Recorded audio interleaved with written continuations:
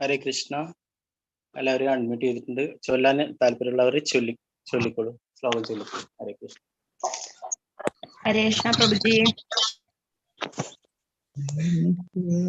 ഹരേ കൃഷ്ണ. ഹരേ കൃഷ്ണ. ഹരേ കൃഷ്ണ. ഹരേ Krishna പ്രഭുജി. Screen കാണാമല്ലോ അല്ലെ? Screen കാണാൻ പറ്റുന്നില്ലേ? സത്രം സ്വർഗായ ലോകായ സഹസ്രസമമാസദാ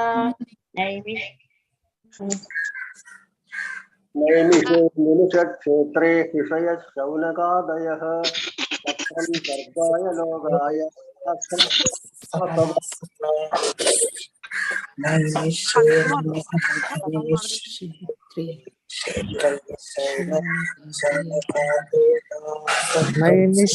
നൈമിഷേക്ഷേത്രേ ഋഷയശൗനകാദയ സത്രം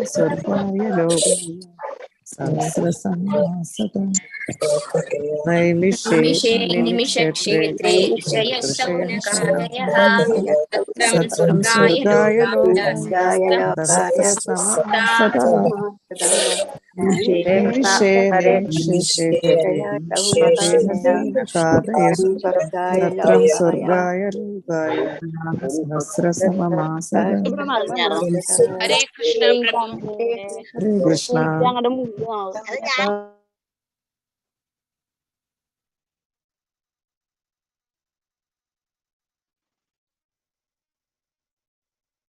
ഹരേ കൃഷ്ണ. അപ്പൊ ഇന്ന് കുറച്ച് നേരം പോയി. നാളെ എല്ലാവർക്കും ചാൻസ് തരാം. ഇന്ന് വായിക്കാൻ പറ്റാത്തവർക്കൊക്കെ നമുക്ക് ക്ലാസ്സിലേക്ക് കടക്കാം. ഹരേ കൃഷ്ണ.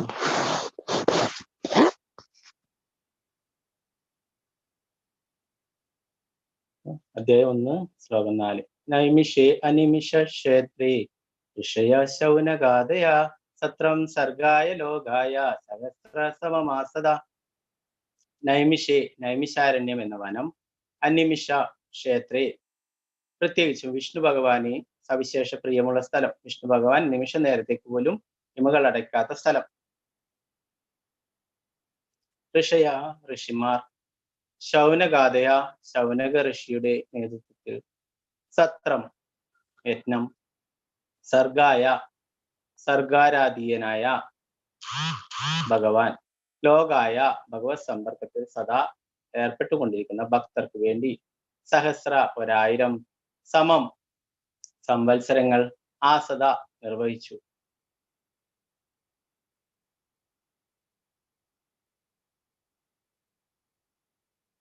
വിവർത്തനം ഭാവാർത്ഥം ശ്രീ ഭക്തിവേദാന്ത സ്വാമി ശ്രീല പ്രഭുപാദ് കി ജയ്. ഒരിക്കൽ ശൗനക ഋഷിയുടെ നേതൃത്വത്തിൽ ശ്രേഷ്ഠരായ മുനിമാർ നൈമിഷാരണ്യ വനത്തിലെ ഒരു പുണ്യസ്ഥലത്ത് ഭഗവാന്റെയും ഭഗവത് ഭക്തരുടെയും പ്രീതിക്കായി 1000 സംവത്സരം നീണ്ടു നിൽക്കുന്ന മഹത് യജ്ഞം നിർവഹിക്കാൻ സമ്മേളിച്ചു. ഭാവാർത്ഥം ശ്രീല പ്രഭുപാദ് കി ജയ്. ശ്രീമദ് ഭാഗവതത്തിന്റെ ഉപക്രമ പൂർവം 3 ശ്ലോകങ്ങളും പ്രസ്താവിച്ചു കഴിഞ്ഞതിനാൽ ഈ മഹത് ഗ്രന്ഥത്തിന്റെ പ്രധാന വിഷയത്തെക്കുറിച്ച് പരാമർശിക്കാം. ശുകദേവ ഗോസ്വാമിയാൽ പ്രഥമ വിശദീകരണം നൽകപ്പെട്ട ശ്രീമദ് ഭാഗവത വർണ്ണനം 2ാം തവണ നൈമിഷാരണ്യത്തിൽ ആവർത്തിക്കപ്പെട്ടു. ഈ വിശേഷ പ്രപഞ്ചത്തിന്റെ നിർമ്മാതായ ബ്രഹ്മദേവൻ പ്രപഞ്ചത്തെ മുഴുവൻ പരിവേഷണം ചെയ്യുന്ന ഒരു ബൃഹത് ചക്രം ഭാവന ചെയ്തു അതിന്റെ ഭ്രമണ കേന്ദ്രം നൈമിഷാരണ്യം എന്ന സവിശേഷ സ്ഥാനത്ത് സ്ഥാപിച്ചു എന്ന് വായവീയ തന്ത്രത്തിൽ പ്രസ്താവിച്ചിരിക്കുന്നു. അതേപോലെ നൈമിഷാരണ്യ വനത്തിൽ നിർവഹിക്കപ്പെടുന്ന യജ്ഞങ്ങൾ രാക്ഷസന്മാരുടെ ശക്തി ദുർബലപ്പെടുത്തുന്നുവെന്ന് വരാഹപുരാണത്തിൽ പരാമർശിച്ചിരിക്കുന്നു. ആകയാൽ അത്തരം യജ്ഞാനുഷ്ഠാനങ്ങൾക്കായി ബ്രാഹ്മണർ നൈമിഷാരണ്യത്തിന് വിശേഷ പ്രാധാന്യം നൽകുന്നു. ഭഗവത് പ്രീതിക്കായി വിഷ്ണു ഭക്തർ സർവ്വവിധ യജ്ഞങ്ങളും നിർവഹിക്കുന്നു. ഭഗവത് ഭക്തർ സദാ ഭഗവത് സേവന നിരതരും അതേസമയം പതീതാത്മാക്കൾ ഭൗതിക സുഖ അഭിനിവേശകരുമാവുന്നു. ഭൗതിക ലോകത്തിൽ വിഷ്ണു ഭഗവാന്റെ സംതൃപ്തിക്കല്ലാതെ വേറെന്ത് കാരണത്താലും നിർവഹിക്കപ്പെടുന്ന ഏതൊരു കർമ്മവും വീണ്ടും ബന്ധനഹേതുവാകുന്നു. ആകയാൽ യജ്ഞസംബന്ധമായ എല്ലാവിധ കർമാനുഷ്ഠാനങ്ങളും വിഷ്ണു ഭഗവാന്റെയും ഭഗവത് ഭക്തരുടെയും സംപ്രീതിക്കായി നിർവഹിക്കണമെന്ന് നിർദ്ദേശിക്കപ്പെടുന്നു. അവിധം യജ്ഞാനുഷ്ഠാനം ഏവർക്കും സമാധാനവും ക്ഷേമവും പ്രദാനം ചെയ്യും. സാമാന്യ ജനങ്ങളുടെ ക്ഷേമത്തിനുതകുന്ന കർമ്മം നിർവഹിക്കാൻ സദാ ജിജ്ഞാസുക്കളാണ് മഹാഋഷിമാർ. ആകയാൽ ശൗനക ഋഷിയുടെ നേതൃത്വത്തിൽ ശ്രേഷ്ഠ ഋഷിമാർ സുദീർഘമായ മഹായജ്ഞ നിർവഹണത്തിനായി നൈമിശാരണ്യത്തിന്റെ പവിത്ര സ്ഥാനത്ത് സമ്മേളിച്ചു. മറവിശീലരായ ജനങ്ങൾക്ക് സമാധാനത്തിന്റെയും ക്ഷേമത്തിന്റെയും ഉചിതമാർഗം എന്തെന്ന് അറിവില്ല. ആകയാൽ ഇവയെക്കുറിച്ച് ശരിക്കും ഗ്രാഹ്യമുള്ള ഋഷിമാർ സർവ്വജനങ്ങളുടെയും ക്ഷേമാർത്ഥം ലോകസമാധാനം കൈവരിക്കുന്നതിന് അത്യന്താപേക്ഷിതമായ കർമാനുഷ്ഠാനങ്ങൾക്ക് സദാ ഉത്സുകരായിരുന്നു. സമസ്ത ജീവജാലങ്ങളുടെയും വിശ്വസ്ത മിത്രങ്ങളായ അവർ അതികഠോരമായ സ്വക്ലേശങ്ങളെ തൃണവൽക്കരിച്ചുകൊണ്ട് സ്വജീവൻ അപായപ്പെടുത്തിക്കൊണ്ട് സർവമാന ജനങ്ങളുടെയും നന്മയ്ക്കായി ഭഗവത് സേവനത്തിൽ സദാ വ്യാഖ്യാതരായിരിക്കുന്നു. മഹാവിഷ്ണു ഭഗവാനെ മഹാവൃക്ഷത്തോട് ഉപമിച്ചാൽ ദേവന്മാർ, മനുഷ്യർ, സിദ്ധർ, ചാരണർ, വിദ്യാധരന്മാർ, മറ്റു ജീവജാലങ്ങൾ ഉൾപ്പെടെ സർവരും ആ വൃക്ഷത്തിന്റെ ശാഖകളും ഉപശാഖകളും ഇലകളുമാകുന്നു. ആ വടവൃക്ഷ ചുവട്ടിൽ ജലം പകരുകയാണെങ്കിൽ ആ വൃക്ഷത്തിന്റെ സർവ്വഭാഗങ്ങളും താനെ പുഷ്ടിപ്പെടുന്നു. എന്നാൽ ആ മഹാവൃക്ഷത്തിൽ നിന്നും വേർപെടുത്തപ്പെട്ട ശാഖകളും ഇലകളും മാത്രം പുഷ്ടിപ്പെടുന്നില്ല. വേർപെട്ട ശാഖകളും ഇലകളും ജലം പകർന്നാലും ക്രമേണ നശിക്കുന്നു. അതേ പ്രകാരം പരമദിവ്യോത്തമ പുരുഷനിൽ നിന്നും വേറിട്ട മാനവ സമൂഹം വേർപെട്ട ശാഖകളെയും ഇലകളെയും പോലെ ജലം പകരുന്നതിന് യോഗ്യമല്ലാതായി തീർന്നു. മാത്രവുമല്ല, ജലം പകർന്ന് അതിനെ പുഷ്ടിപ്പെടുത്താനുള്ള ഒരാളുടെ ശ്രമം സമയവും ഊർജവും പാഴാക്കാൻ മാത്രമായി തീരുന്നു. പരമപുരുഷനുമായി ഭഗവത് സമ്പർക്കത്തിൽ നിന്ന് വേറിട്ടാണ് ആധുനിക ഭൗതിക സമൂഹം സ്ഥിതി ചെയ്യുന്നത്. മാത്രവുമല്ല, നാസ്തിക നേതാക്കന്മാരാൽ ആസൂത്രണം ചെയ്യപ്പെടുന്ന പദ്ധതികളുടെ ഓരോ ചുവടും സംഭ്രമിപ്പിക്കുന്നവയാണ്. എന്നിരുന്നാലും അവർ ജാഗരൂകരാകുന്നില്ല. ഈ യുഗത്തിൽ ജാഗ്രതാവസ്ഥയിലാകുന്നതിനുള്ള ഏക മാർഗം ദിവ്യമായ ഭഗവത് നാമ സങ്കീർത്തനമാണെന്ന് നിർദ്ദേശിക്കപ്പെട്ടിരിക്കുന്നു. അതിനായുള്ള ഉചിതമായ ഉപായങ്ങളും സമ്പ്രദായങ്ങളും അത്യന്തം ശാസ്ത്രീയമായ രീതിയിൽ ശ്രീ ചൈതന്യ മഹാപ്രഭുവാൽ അവതരിക്കപ്പെട്ടുവെന്ന് മാത്രമല്ല, യഥാർത്ഥ സമാധാനവും ക്ഷേമവും പ്രാപ്തമാക്കാൻ ബുദ്ധിമാന്മാർ ശ്രീ ചൈതന്യ മഹാപ്രഭുവിന്റെ ഉപദേശങ്ങളുടെ ആനുകൂല്യം പ്രയോജനപ്പെടുത്തണം. ശ്രീമദ് ഭാഗവതം അവതരിപ്പിച്ചിരിക്കുന്നതും അതേ ഉദ്ദേശത്തോടെയാണ്.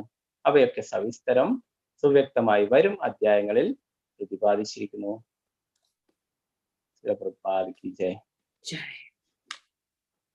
നാരായണം നമസ്കൃത്യ നരം ചൈവ നരോത്തമം ദേവീം സരസ്വതീം വ്യാസം തതോ ജയമുദീരയേ.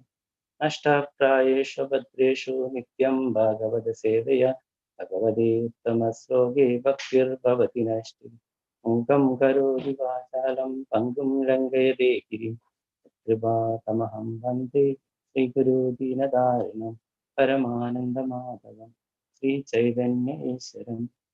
നമോ വിഷ്ണുപാദായ കൃഷ്ണപ്രേഷ്ഠായ ഭൂതലേ ശ്രീമതേ ഭക്തിവേദാന്ത സ്വാമിൻ നാമി.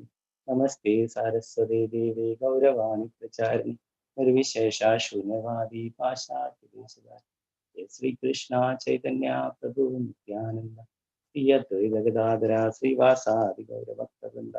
ഹരേ കൃഷ്ണ കൃഷ്ണ കൃഷ്ണ ഹരേ ഹരേ, ഹരേ രാമ രാമ രാമ ഹരേ ഹരേ.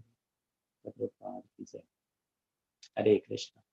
നമ്മള് മുന്നേയുള്ള 3 ശ്ലോകങ്ങളിൽ ശ്രീമദ് ഭാഗവതത്തെ കുറിച്ചൊക്കെ അതിന്റെ പ്രാധാന്യത്തെ കുറിച്ചൊക്കെ വളരെ വിശദമായിട്ട് പഠിച്ചു അല്ലെ. ഇവിടെ 4ാമത്തെ ശ്ലോകത്തിൽ അവിടെ സുത ഗോസ്വാമി ശൗനകാദി ഋഷികൾക്ക് ശ്രീമദ് ഭാഗവതം പറഞ്ഞു കൊടുക്കുന്ന ആ സ്ഥലത്തിന്റെ മഹാത്മ്യത്തെ കുറിച്ച് സ്ഥലത്തെ കുറിച്ചൊക്കെ വിവരിക്കുന്നു അല്ലെ. നൈമിശാരണ്യം എന്ന വനം. അതാണ് എല്ലാറ്റിൻ്റെയും കേന്ദ്രം എന്ന് പറയുന്നു. ഇത് പറയുന്നു വിഷ്ണു ഭഗവാൻ ഒരു നിമിഷം പോലും ഇമ കൂട്ടാതെ അല്ലെ കണ്ണടക്കാത്ത സ്ഥലം, അത്രയും വിഷ്ണുവിന്റെ സാന്നിധ്യമുള്ള സ്ഥലമാണ് ആ നൈമിഷാരണ്യം എന്ന് പറയുന്നത്. ഇവിടെ എന്താണ് രണ്ടാമത്തെ പ്രാവശ്യമാണ് അല്ലെ. ഇവിടെ പ്രഥമമായിട്ട് ഒന്നാമതായിട്ട് ശ്രീമദ് ഭാഗവതം പരീക്ഷിത് മഹാരാജാവിനോട് ശുകദേവ ഗോസ്വാമി പറഞ്ഞു കൊടുക്കുകയുണ്ടായി അല്ലെ. 7 ദിവസം ആണ് ശ്രീമദ് ഭാഗവതം പറഞ്ഞു കൊടുത്തിട്ടുണ്ടായിരുന്നത് അല്ലെ. അത് നമുക്കറിയാം 7 ദിവസം മാത്രമേ സമയം ഉണ്ടായിരുന്നുള്ളൂ അല്ലെ. അതുകൊണ്ടാണ് അതിനെക്കുറിച്ചൊക്കെ നിങ്ങളൊക്കെ കുറെ കേട്ടിട്ടുണ്ടാവും അല്ലെ.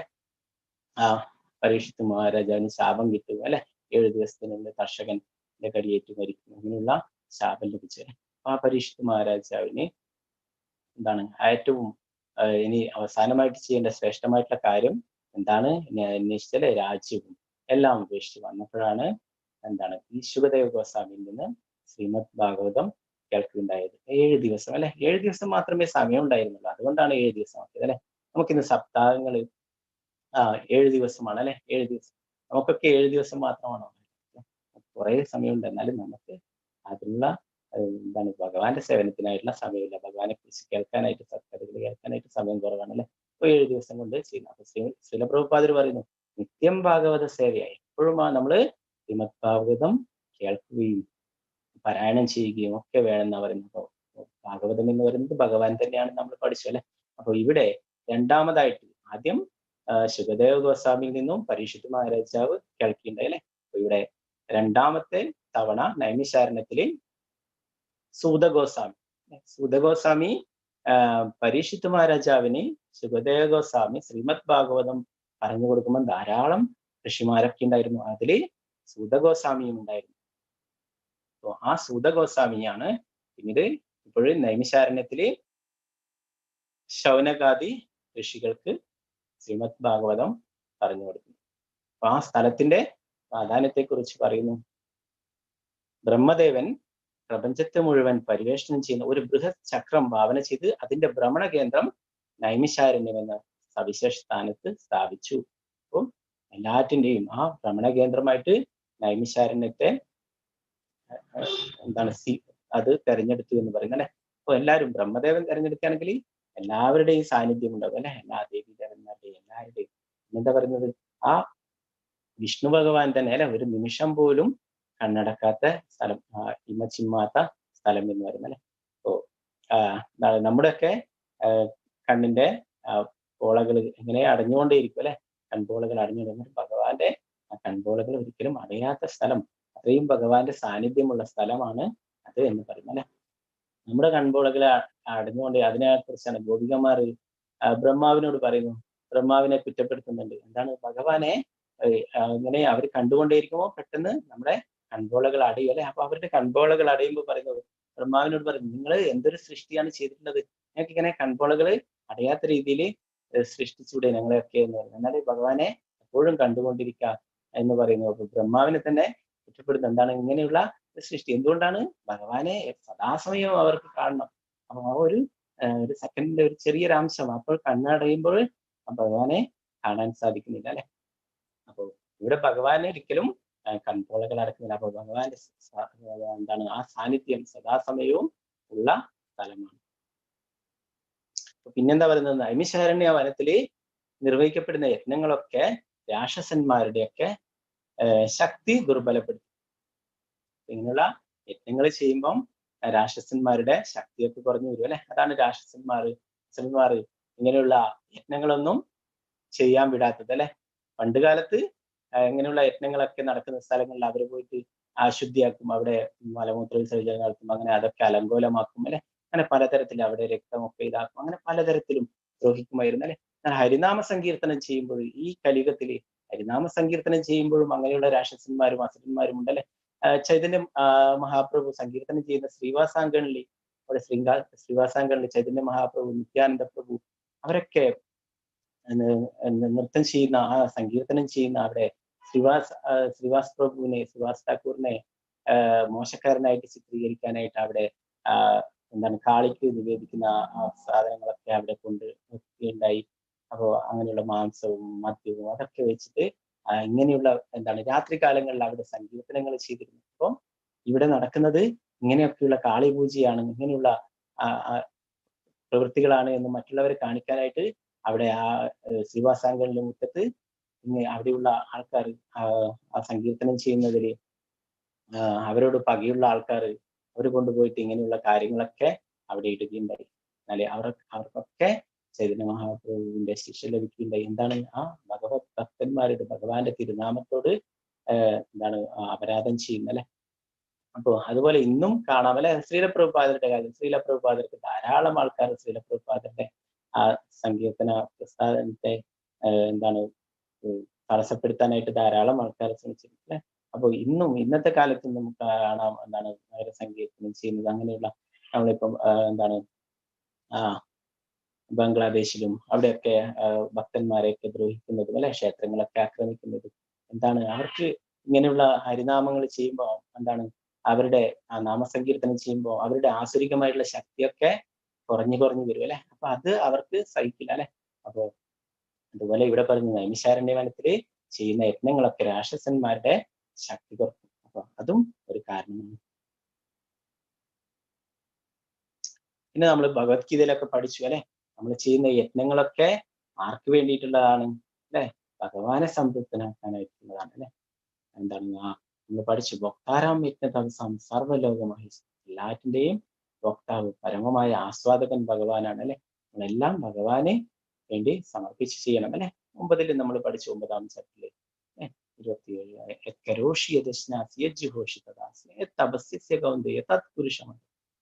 നീ എന്ത് യജ്ഞങ്ങൾ ചെയ്യുന്നുണ്ടോ, എന്ത് ദാനധർമ്മങ്ങൾ ചെയ്യുന്നുണ്ടോ, എന്ത് തപശ്ശരികൾ ചെയ്യുന്നുണ്ടോ, എന്ത് നിവേദിക്കുന്നുവോ, എന്ത് ഭക്ഷിക്കുന്നുവോ എല്ലാം എനിക്കായിട്ട് സമർപ്പിച്ചുകൊണ്ട് ചെയ്യാൻ വേണ്ടിയിട്ട് അല്ലെ. അപ്പൊ ഭഗവാന്റെ പ്രീതിക്കാണ് നമ്മൾ എല്ലാ യജ്ഞങ്ങളും ചെയ്യപ്പെടുന്നത് അല്ലെ. ഭഗവാനിലൊന്നും വിശ്വാസമില്ലാത്ത അവരെ അല്ലെ, അവരെപ്പോഴും ഭൗതികമായിട്ടുള്ള സുഖങ്ങളിൽ മുഴുകിയിരിക്കുന്നു അല്ലെ. അവരുടെ സംതൃപ്തിക്കായിട്ട് എല്ലാ കാര്യങ്ങളും ഉണ്ടാക്കുന്ന അല്ലെ. നമ്മൾ പഠിച്ചു ഭഗവത്ഗീതയിൽ തന്നെ നമ്മൾ ഭഗവാന് നിവേദിക്കാത്ത വസ്തുക്കൾ കഴിക്കുകയാണെങ്കിൽ അത് പാപത്തെയാണ് ഭുജിക്കുന്നത് എന്ന് നമ്മൾ പഠിച്ചു അല്ലെ. ഭഗവത് പ്രസാദം അത് അതീന്ദ്രിയമായിട്ടാണ്, അത് നമ്മുടെ ഉള്ളിലുള്ള എല്ലാ അനർത്ഥങ്ങളെയും നമ്മുടെ ഉള്ളിലുള്ള പാപങ്ങളെയും എല്ലാറ്റിനെയും ഇല്ലാതാക്കും.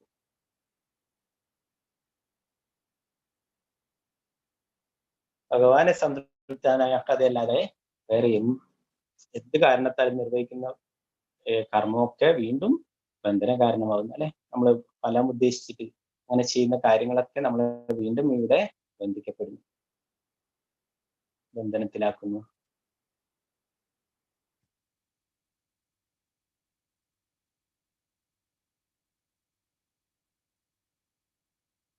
അപ്പൊ ഇവിടെ ഭഗവാന്റെ തിരുനാമാണ് അല്ലെ. കലിയുഗത്തില് എന്താണ് നമുക്ക് യജ്ഞം പറഞ്ഞു തന്നിട്ടുള്ളത്, ഈ യുഗത്തിൽ ജാഗ്രതാവസ്ഥയിലാക്കുന്ന ഏകമാർഗം ദിവ്യമായ ഭഗവത് നാമ സങ്കീർത്തനമാണെന്ന് നിർദ്ദേശിക്കപ്പെട്ടിരിക്കുന്നു അല്ലെ.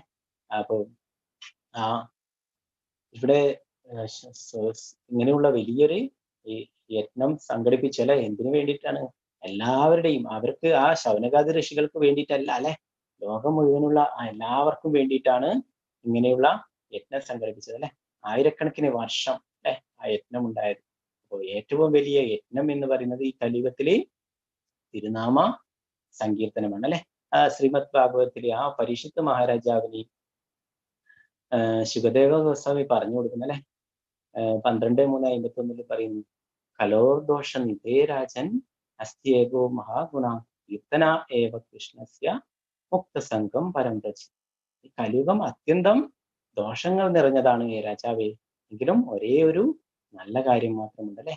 ഭഗവാന്റെ തിരുനാമ ജപം കൊണ്ട്, തിരുനാമ സങ്കീർത്തനം കൊണ്ട് നമുക്ക് എല്ലാ പാപങ്ങളിൽ നിന്നും രക്ഷ നേടിയിട്ട് തിരിച്ച് ഭഗവാന്റെ അടുത്തേക്ക് പോകാനായിട്ട് തീർച്ചയായിട്ടും സാധിക്കുമെന്ന് പറയുന്നു അല്ലെ.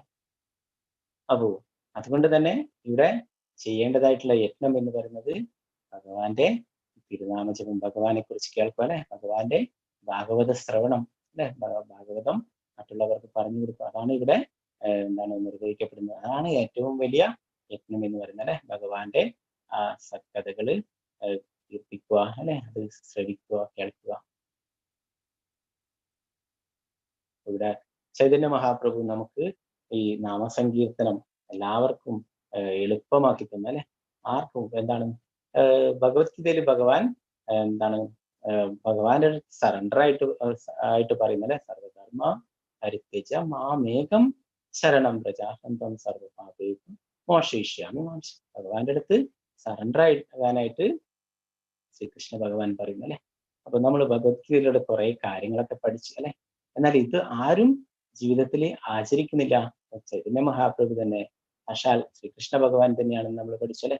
അപ്പോ ആ ചൈതന്യ മഹാപ്രഭു തന്നെ ഒരു ഭക്തനായിട്ട് അവതരിക്കുന്നുണ്ടായി. എന്താണ് നമുക്കൊക്കെ കാണിച്ചു തരാനായിട്ട് ഭക്തിയുടെ സേവനങ്ങൾ ചെയ്യേണ്ടത് എങ്ങനെയാണ്, ഒരു ഭക്തൻ എങ്ങനെയായിരിക്കണം എന്നുള്ളതൊക്കെ കാണിച്ചു തരാനായിട്ട്, ആ ഒരു ഭക്തന്റെ ക്ഷമയും സഹനശക്തിയും ഒക്കെ അതൊക്കെ കാണിച്ചു തരാനായിട്ട് ചൈതന്യ മഹാപ്രഭു സാക്ഷാൽ കൃഷ്ണൻ തന്നെയാണ് അല്ലെ.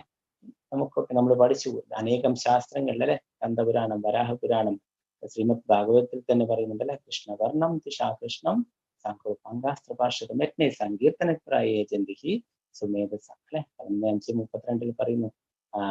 ശ്രീകൃഷ്ണ ഭഗവാൻ തന്നെ എന്നാലേ ആ കൃഷ്ണവർണ്ണത്തിലല്ല അല്ലെ, ഗോൾഡൻ കളറിലെ സുവർണവർണ്ണത്തിലെ കലിയുഗത്തിലെ അവതരിച്ചു അല്ലെ പാർഷദന്മാരുമായിട്ട്. അപ്പോ യജന്തിഹി സുമേധസ എന്ന് പറയുന്നു. ഈ നാമസങ്കീർത്തനത്തിന്റെ ചൈതന്യ മഹാപ്രഭുവിന്റെ കാലടികളെ എന്താണ് ഉയർന്ന ബുദ്ധിയുള്ള ആൾക്കാർ അതിനെ പിന്തുടരുന്നു അല്ലെ. അപ്പോ ഇവിടെ പറയുന്നു ആ ബുദ്ധിമാന്മാർ അല്ലെ, അല്ലാതെ ഒന്നിനും കൊള്ളാത്തവരല്ല. അപ്പൊ വേറെ ധാരണയുണ്ട്. ഇങ്ങനെ ഭഗവാന്റെ തിരുനാമമൊക്കെ ജപിച്ചിട്ട് സങ്കീർത്തനമൊക്കെ ചെയ്ത് നടക്കുന്നവർ ആര് ഒന്നിനും കൊള്ളാത്തവരാണ്, അവർക്ക് യാതൊരു ബുദ്ധിയില്ലാത്തതാണ് അല്ലെ. ഭൗതികവാദികൾ അങ്ങനെയാണ് ചിന്തിക്കുക അല്ലെ. എന്നാലേ നമ്മുടെ ആചാര്യന്മാർ പറയുന്നു എന്താണ്, ആ ഭഗവാന്റെ പാദത്തിങ്കൽ അവർക്ക് അമൂല്യമായിട്ടുള്ള നിധിശേഖരം ഉണ്ട് അല്ലെ. എന്താണത്? കൃഷ്ണപ്രേമ അല്ലെ, ഭഗവാന്റെ പ്രേമ, ഭക്തിയുടെ സേവനം. ഇപ്പൊ ചൈതന്യ മഹാപ്രഭു എന്താണ് എല്ലാവർക്കും ഹരിനാമം വിതരണം ചെയ്തു അല്ലെ. യാതൊരു യോഗ്യതയും അയോഗ്യതയും ഒന്നും നോക്കാതെ എല്ലാവർക്കും കൃഷ്ണപ്രേമം വിതരണം ചെയ്തു അല്ലെ. അതിന് നല്ല ഉദാഹരണമാണ് ജഗായി മതായി അല്ലെ. അതിനെ കുറിച്ചിട്ട് പറയുന്നു. ജഗായി മതായിക്ക് ദീനഹീന യഥാചിലെ ഹരിനാമ ഉദ്ധാരിയിലോ താരസാക്ഷി ജഗായി മതായി. ഏറ്റവും പാപിയും ഹീനകർമ്മങ്ങൾ ചെയ്തവനായാൽ പോലും ഹരിനാമം അവർക്ക് മോക്ഷം നൽകും. അതിനുള്ള ഉദാഹരണമാണ് ജഗായി മതായി എന്ന് നരോത്തമദാസ് താക്കൂർ പറയുന്നു. പിന്നെ നമുക്ക് അനേകം ഉദാഹരണങ്ങൾ കാണാൻ പറ്റും അല്ലെ. ഹരിദാസ് താക്കൂറിന്റെ അടുത്ത് എന്താണ് ഒരു മോശപ്പെട്ട രീതിയിലുള്ള സ്ത്രീ അല്ലെ, വേശ്യസ്ത്രീ അവിടെ വരികയുണ്ടായി അല്ലെ. ആ നാമം ജപിക്കുന്നത് തടസ്സപ്പെടുത്താനായിട്ടായിരുന്നു അവിടെ അയച്ചിരുന്നത് അല്ലെ. എന്നാലേ ആ ഭഗവാന്റെ ദിവ്യനാമം ആ സ്ത്രീയെയും പരിശുദ്ധിയാക്കി അല്ലെ. ആ ഭഗവാന്റെ ഭക്തന്റെ കാരുണ്യം, ഹരിദാസ് താക്കൂറിന്റെ കാരുണ്യം കൊണ്ട് അവർക്കും പരിശുദ്ധ ഭക്തിയാവാൻ സാധിച്ചു അല്ലെ. അതിനെ കുറിച്ചിട്ട് ചൈതന്യ ചരിതാമൃതത്തിൽ പറയുന്നു. നിരന്തര നാം കരോ തുളസി സേവന ആച്ചിരാത്ത് പാവേ തവേ കൃഷ്ണാരാചാരം. നിരന്തരമായി ഭഗവാന്റെ തിരുനാമം ജപിക്കുകയും തുളസി മഹാറാണിക്ക് സേവനം ചെയ്തു കഴിഞ്ഞാൽ വേഗം തന്നെ ഭഗവാന്റെ പാദത്തിലെത്താൻ സാധിക്കുമെന്ന് ഹരിദാസ് താക്കൂർ ആ സ്ത്രീയോട് പറയുകയും ആ ഉപദേശങ്ങൾ അനുസരിച്ചിട്ട് ഭഗവാന്റെ തിരുനാമം ജപിക്കുകയും അങ്ങനെ മോക്ഷപ്രാപ്തി ലഭിക്കുകയും ചെയ്തു അല്ലെ.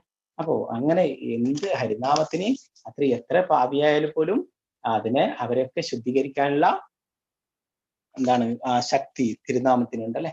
തിരുനാമം നമ്മൾ എത്രയോ പാപങ്ങൾ ചെയ്തിട്ടുണ്ടാവും അല്ലെ. എന്നാല് ഭഗവാന്റെ തിരുനാമം നമ്മളെ അതിൽ നിന്നൊക്കെ മുക്തരാക്കും അല്ലെ. എന്നാൽ നമ്മൾ അത് വിചാരിച്ചിട്ട് വീണ്ടും വീണ്ടും തിരുനാമം ജപിച്ചിട്ട് പാപം ചെയ്താലോ അത് നാമ അപരാധമാണ് അല്ലെ. അത് നമ്മൾ ഒരിക്കലും ചെയ്യാൻ പാടില്ല. അപ്പൊ തിരുനാമത്തിന്റെ മഹിമയെ കുറിച്ചിട്ട് സ്കന്ദപുരാണത്തിലും പറയുന്നുണ്ട്. ഗോകൂടിദാനം ഗൃഹണേകസ്യ പ്രയാഗംഗോതക കൽപവാസ യജ്ഞായുധം മേരു സുവർണദാനം ഗോവിന്ദ കീർത്തേ ന സമം സദംസേ. സൂര്യഗ്രഹണത്തിന് ശേഷം കോടിക്കണക്കിന് പശുക്കളെ ദാനം ചെയ്യുന്നതും ഗംഗ, യമുന, പ്രയാഗ എന്നീ തീർത്ഥങ്ങളിൽ കുളിച്ച് കോടിക്കണക്കിന് വർഷം അവിടെ വസിക്കുന്നതും ആയിരക്കണക്കിന് യജ്ഞങ്ങൾ ചെയ്ത് ബ്രാഹ്മണർക്കെല്ലാം മേരുപർവ്വതത്തോളം സ്വർണം ദാനം ചെയ്യുന്നതും ശ്രീകൃഷ്ണ ഭഗവാന്റെ നാമം ജപിക്കുന്നതിന്റെ ഫലത്തിന്റെ 100% പോലും ഇവയെല്ലാം ചെയ്താലും വരില്ല.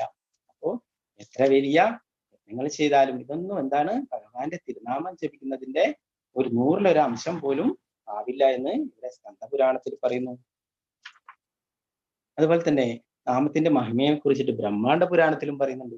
ബ്രഹ്മാണ്ഡ പുരാണത്തിൽ പറയുന്നു, സഹസ്രനാംനാം പുണ്യാനാം ആവൃത്യതു യത്ഫലം ഏകവൃത്യതു കൃഷ്ണസ്യ നാമൈകം തത്രയച്ഛതി. ഒരാൾ ഒരിക്കൽ ശ്രീകൃഷ്ണനാമം ഉച്ചരിച്ചാൽ ശുദ്ധ വിഷ്ണു സഹസ്രനാമം 3 തവണ ജപിച്ചാൽ ലഭിക്കുന്ന അതേ ഫലം ഒരാൾക്ക് ലഭിക്കും. ഇവിടെ എന്താ പറയുന്നത്, നമ്മള് ശ്രീകൃഷ്ണനാമം ഒരിക്കൽ ഉച്ചരിച്ചു കഴിഞ്ഞാൽ വിഷ്ണു സഹസ്രനാമം 3 തവണ ഉച്ചരിച്ചാൽ ലഭിക്കുന്ന അതേ ഫലം ലഭിക്കുമെന്ന് പറയുന്നത് അല്ലെ. വിഷ്ണു സഹസ്രനാമം ജപിക്കാനായിട്ട് കുറെ സമയം വേണം അല്ലെ. എന്നാൽ കൃഷ്ണ എന്ന് ഒരിക്കൽ പറയാൻ വേണ്ടിയിട്ട് ഇത്ര കൂടുതൽ സമയം വേണോ? വേണ്ട അല്ലെ. അപ്പൊ ഏറ്റവും എളുപ്പമായിട്ട് നമുക്ക് കലിയുഗത്തിൽ, അതാണ് പറയുന്നത് സുസുഖം കർത്തും അഭിയം, നമുക്ക് സുഖമായിട്ടും സന്തോഷത്തോടും ചെയ്യാൻ പറ്റുന്നതാണ് ഈ ഭക്തിയോഗം. വിഷ്ണുവിന്റെ 1000 നാമങ്ങൾ രാമന്റെ ഒരു നാമത്തിന് തുല്യമാണ്. വിഷ്ണുവിന്റെ 3000 നാമങ്ങൾ, അതായത് രാമന്റെ 3 നാമങ്ങൾ കൃഷ്ണന്റെ ഒരു നാമത്തിന് തുല്യമാണ്. അപ്പോ വിഷ്ണുവിന്റെ 1000 നാമങ്ങൾ, വിഷ്ണു സഹസ്രനാമം എന്ന് പറയുന്നത് രാമന്റെ ഒരു നാമത്തിന് തുല്യമാണ്. വിഷ്ണുവിന്റെ 3000 നാമങ്ങൾ 3 പ്രാവശ്യം വിഷ്ണു സഹസ്രനാമം ജപിച്ചതിന് തുല്യമാണ് രാമന്റെ 3 നാമം. ആ രാമന്റെ 3 നാമങ്ങൾ എന്താണ്? കൃഷ്ണന്റെ ഒരു നാമത്തിന് തുല്യമാണ്. കൃഷ്ണ എന്ന് ഒരിക്കൽ പറയുന്നതിന് തുല്യമാണ്. അപ്പൊ നമ്മള് ഹരേ കൃഷ്ണ മഹാമന്ത്രം ജപിക്കുന്നവരാണ് അല്ലെ. എത്ര പേരുണ്ട്? എല്ലാവരും ഹരേ കൃഷ്ണ മഹാമന്ത്രം ജപിക്കുന്നവരാണ് അല്ലെ. അപ്പൊ നമ്മള് ഹരേ കൃഷ്ണ മഹാമന്ത്രം അത്രയും ശക്തിമത്ത, അതിന്റെ ഫലം നമുക്ക് പറഞ്ഞറിയിക്കാൻ സാധിക്കില്ല. അപ്പൊ ഇവിടെ പറയുന്നു, ഹരേ കൃഷ്ണ കൃഷ്ണ കൃഷ്ണ ഹരേ ഹരേ, ഹരേ രാമ രാമ രാമ ഹരേ ഹരേ എന്ന് നമ്മൾ ഒരു പ്രാവശ്യം ജപിക്കുകയാണെങ്കിൽ 16 പ്രാവശ്യം വിഷ്ണു സഹസ്രനാമം ജപിച്ചതിന് തുല്യമാണ്. ഒരു പ്രാവശ്യം നമ്മള് ഹരേ കൃഷ്ണ കൃഷ്ണ കൃഷ്ണ ഹരേ ഹരേ, അതില് 4 പ്രാവശ്യം കൃഷ്ണ എന്ന് പറഞ്ഞല്ലേ. അപ്പോ 12 പ്രാവശ്യം വിഷ്ണു സഹസ്രനാമം ജപിക്കുന്നതിന് തുല്യമായി. ഹരേ രാമ രാമ രാമ ഹരേ ഹരേ, അതില് രാമ എന്ന് 4 പ്രാവശ്യം അല്ലെ. ഹരേ രാമ രാമ രാമ ഹരേ ഹരേ, 4 പ്രാവശ്യം രാമ അല്ലെ. 4 പ്രാവശ്യം വിഷ്ണു സഹസ്രനാമം ജപിക്കുന്നതിന് തുല്യം. അപ്പോ ഒരു തവണ ഹരേ കൃഷ്ണ കൃഷ്ണ കൃഷ്ണ ഹരേ ഹരേ, ഹരേ രാമ രാമ രാമ ഹരേ ഹരേ എന്ന് ജപിച്ചാലേ എത്ര പ്രാവശ്യം? 16 പ്രാവശ്യം വിഷ്ണു സഹസ്രനാമം ജപിച്ചതിന് തുല്യം. 16 പ്രാവശ്യം വിഷ്ണു സഹസ്രനാമം ജപിക്കണമെങ്കിൽ എത്ര സമയം വേണ്ടി വരും? 1 മണിക്കൂറൊക്കെ വേണ്ടി വരും അല്ലെ. അപ്പോ ഇതിനെത്ര സമയം വേണ്ടത്? 1 മിനിറ്റ് തന്നെ വേണ്ട അല്ലെ. അത്രയും എളുപ്പമായിട്ട് നമുക്ക് ജപിക്കാൻ പറ്റും അല്ലെ. അപ്പൊ അങ്ങനെ നമ്മള് 108 പ്രാവശ്യം ജപിക്കുകയാണെങ്കിൽ എത്രയായി? ഒരു 108 പ്രാവശ്യം ഹരേ കൃഷ്ണ മഹാമന്ത്രം, ഒരു മാല ഹരേ കൃഷ്ണ മഹാമന്ത്രം ജപിച്ചു കഴിഞ്ഞാൽ 1728 പ്രാവശ്യം വിഷ്ണു സഹസ്രനാമം ജപിച്ചതിന് തുല്യമായി. ഒരു ദിവസം 16 മാലയൊക്കെ ജപിക്കും അല്ലെ. ദീക്ഷ എടുത്തവരൊക്കെ 16, ചില ദീക്ഷ എടുക്കാത്തവർ തന്നെ കുറെ 16 അതിൽ കൂടുതലൊക്കെ ജപിക്കുന്നുണ്ട് അല്ലെ. 16 മാല നമ്മൾ ജപിക്കുകയാണെങ്കിൽ 27,648 പ്രാവശ്യം വിഷ്ണു സഹസ്രനാമം ജപിച്ചതിന് തുല്യമാണ്. അത്രയും പ്രധാനപ്പെട്ടതാണ് ഭഗവാന്റെ തിരുനാമം എന്ന് പറയുന്നത് അല്ലെ. മറ്റെല്ലാ മന്ത്രത്തിലും ഏറ്റവും മഹാമന്ത്രം എന്ന് അതിനാണ് പറയുന്നത് അല്ലെ. എല്ലാറ്റിലും ഉപരിയായിട്ടാണ്. അത് ഭഗവാൻ തന്നെയാണ്, സാക്ഷാൽ ഭഗവാൻ തന്നെയാണ് അല്ലെ. എന്താണ്? കലികാലെ നാമരൂപേ കൃഷ്ണ, കലിയുഗത്തിൽ ഭഗവാൻ നാമത്തിന്റെ രൂപത്തിൽ അവതരിച്ചിട്ടുണ്ട് അല്ലെ. തന്നെയാണ് ചൈതന്യ മഹാപ്രഭു ജപിച്ചിട്ടുള്ള മന്ത്രമാണ് ഇത് അല്ലെ. എല്ലാ ബ്രഹ്മാവ് ജപിക്കുന്നതാണ്, ശിവൻ ജപിക്കുന്നതാണ്, എല്ലാ ദേവീദേവന്മാരും എല്ലാവരും ജപിക്കുന്നതാണ് അല്ലെ.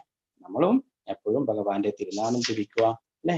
അത് നമ്മളെ നമ്മുടെ ഉള്ളിലുള്ള എല്ലാ പാപങ്ങളെയും അനർത്ഥങ്ങളെയും ഒക്കെ ഇല്ലാതാക്കിയിട്ട് നമുക്ക് കൃഷ്ണപ്രേമം ലഭിക്കും. ഹരേ കൃഷ്ണ കൃഷ്ണ കൃഷ്ണ ഹരേ ഹരേ, ഹരേ രാമ രാമ രാമ ഹരേ ഹരേ. ഹരേ കൃഷ്ണ. ആർക്കെങ്കിലും എന്തെങ്കിലും സംശയങ്ങളുണ്ടെങ്കിൽ, ഇന്നെടുത്ത ഭാഗങ്ങളുടെ സംശയങ്ങളുണ്ടെങ്കിൽ അൺമ്യൂട്ട് ചെയ്തിട്ട് ചോദിക്കും.